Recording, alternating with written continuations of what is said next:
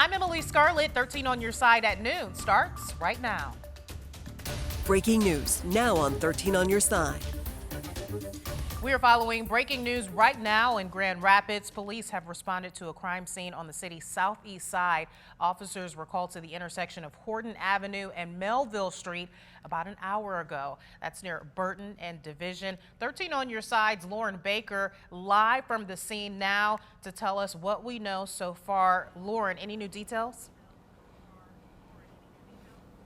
Well, Emily, right now, details are very limited, but I do want to step out of the way so you can actually get a look at this scene. All right, thanks so much for that, Lauren. We will follow that story and bring you any new updates as they come in. For now, let's switch over to conditions outside. We've got a live look now at Snug Harbor over in Grand Haven. And talk about active scenes. It was pretty active out there about an hour ago, Sam. I heard some thunder. That rain was coming down. Those storms had some spunk to them. They did. They came through quick. Thanks, Sam. Ottawa County commissioners scheduled to vote today on whether to fire the county's top health official for charges of incompetence, misconduct, and neglect of duty. 13 on your side's Josh Albertus has been at that board meeting all morning long. He joins us now. Josh, have they made a decision? They have not yet made that decision. Still waiting. Josh, thank you for that update. Former Congressman Peter Meijer is now running for U.S. Senate. Meijer making that announcement this morning. He's campaigning to replace Senator Debbie Stabenow after she announced in January she will not be running for re-election in 2024. Meijer served one term in Congress. He was one of just 10 Republicans to vote to impeach Donald Trump following the January 6th insurrection. Meijer faced a lot of pushback for that decision. In a statement, Meijer saying, quote, "The challenges are great, but so is our country. If we are to see another great American century, we need leaders who are not afraid to be bold, will do the work, and cannot be bought," end quote.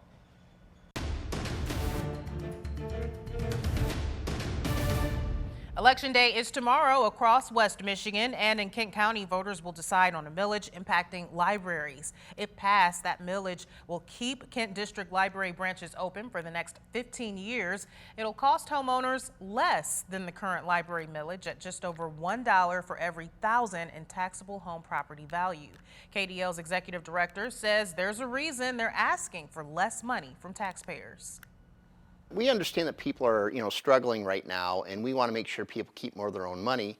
And we feel like we should never ask for any money that we don't need, and that's what good government looks like. Library leaders are confident this millage will pass tomorrow. And the Patmos Library in Jamestown Township asking voters to approve a 3-year millage renewal. Last year, voters rejected a 10-year millage renewal twice. Many voters upset about books that discuss LGBTQ issues. After the defeat, private donations have helped to keep that library open. Well, again, Election Day is tomorrow, and we have all the information you need to cast your vote. To get a preview of your ballot, you can head over to 13onyourside.com/elections. There you'll also find your polling location information and election results. Polls will open at 7 tomorrow morning and close at 8 p.m. If you're in line by 8, you can still cast a ballot. All you need is a valid photo ID, but voters without this can still vote after signing an affidavit. If you'd like to vote but are not registered yet, you can go to your clerk's office to register and vote today and tomorrow. The Rapid is ensuring everyone gets a chance at the polls tomorrow by offering fare-free services on fixed routes. For your free ride, just let your bus operator know that you're a voter going or returning from your precinct. The car service Lyft also offering free rides tomorrow for voters. A hearing on the proposed Windward Point development will be repeated tonight in Muskegon. That hearing is being repeated due to an error on the public notice during the Planning Commission's meeting last month. The developer is not expected to repeat the presentation, but the commission will accept public comment in writing or in person. Tonight's hearing starts at 4 at City Hall. If the Planning Commission approves the plan today, it will then go before the full City Commission November 14th.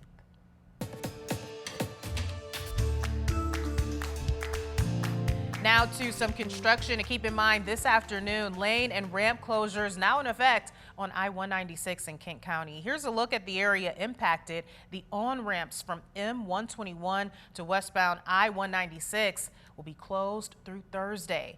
The off-ramp from westbound I-196 to 44th Street closed from 9 a.m. until 5 p.m. every day through Friday. And lane closures in effect right now on US 131 in Grand Rapids. That's happening between Ann Street and 28th Street. That work expected to wrap up at 3 this afternoon. After the break, Sam is back with a look at your full forecast. Plus, Kent County bringing attention to veteran services. Why our weather ball will be lit up in green regardless of the weather this weekend.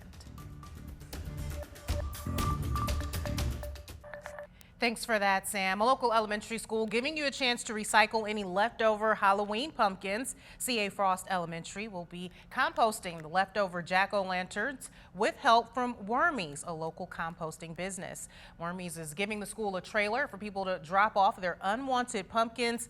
Pumpkin collection is happening at the elementary school this Saturday and Sunday. Everyone is encouraged to participate. Operation Greenlight is a go as Kent County joins the national movement. As of today, landmarks across the county will be lit up in green to honor and spread awareness for Veterans Day and veteran services. Kent County is preparing for its second year as a part of Operation Greenlight. County leaders hope the movement will bring attention to veteran services like rental assistance, utility payments, food grants, spousal and dependent benefits, wellness programs, and so much more. There are around 40,000 vets living in Kent County, and the Veteran Services Office has something for everyone. To help spread awareness, 13 on Your Side will join Operation Greenlight Saturday and Sunday. The weather ball will be green no matter the weather. Veterans Day is Saturday, November 11th. And this week, we want to highlight a member of our community who excels at educating the new generation at Cedar Hills. After the break, we get to delve deeper into today's Teacher of the Week and learn more about her mission. The 13 on Your Side Teacher of the Week, sponsored by Robinson Dental. Our latest Teacher of the Week surprise happened just before Halloween, and although we had to trick the teacher for the big reveal, in the end, it was all a real treat. Congratulations! Congratulations! I was so surprised. This was like the best surprise ever.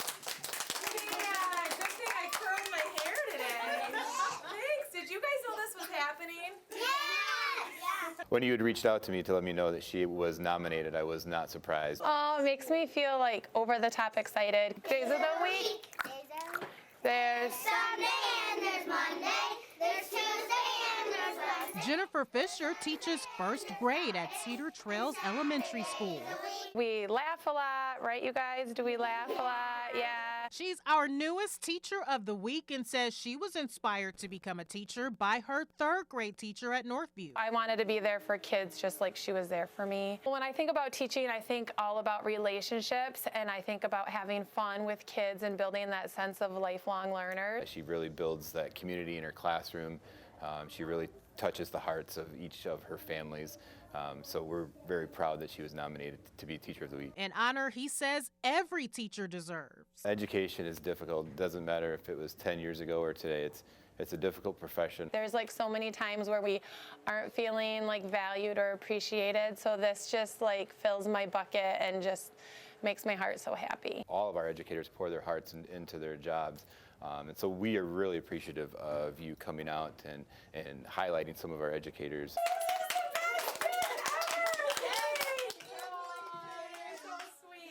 Now, if you have someone you'd like to nominate as our next Teacher of the Week, just text the word teacher to 616-559-1310.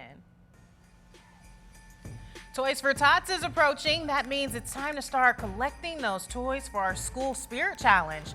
We're challenging West Michigan schools to collect toys for local families this holiday season, benefiting the hundreds of families that have registered with Toys for Tots. The challenge also comes with an incentive to donate. Schools that register before Thanksgiving will be entered into a drawing to win $1,300. Donations will be collected on December 13th.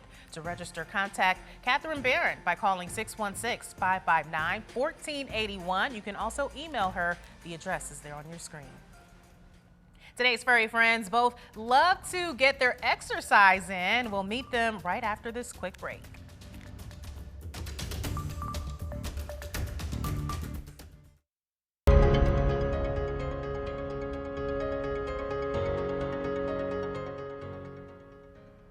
Now to what experts say will be a blockbuster holiday travel season. A record number of Americans expected to fly between Thanksgiving and the start of the new year. ABC's transportation correspondent Gio Benitez has more on what you need to know. This morning, we are just weeks away from what could be the busiest holiday travel season ever. 13 Loves Pets, sponsored by Home Pro of West Michigan. Time to say hello to our furry friends. First up, Mila from Mount Pleasant. She's a 9-year-old greyhound who loves running around the neighborhood and enjoys treats. Thanks so much to the Connolly family for sharing. And next is Zelda from Norton Shores. Zelda is 11-year-old Jack Russell Terrier, and she loves to eat, play, and go for walks. Thanks to Christine for the photo. Both adorable pictures. If you'd like to see your furry friend on TV, text PETS to 616-559-1310. And Sam, I always tell you how my dog Charlie is so afraid of thunder. We heard a little rumble while I was home for lunch before the noon. Oh, I'm happy we're home with them. Yes, yeah, I think he was too. Hopefully, are we done with that for today, you think? We're done with the storms for today. We might have a quick burst of rain left for the next hour or so, but after that, we are back underneath dry conditions. And then we see our temperatures fall from where they're currently sitting at in the upper 50s back down into the 40s. That's kind of where they stay for the foreseeable future, but that is seasonable for this time of year. An additional round of rainfall is expected on Wednesday, and what's left of our leaves on the trees likely will get knocked off then.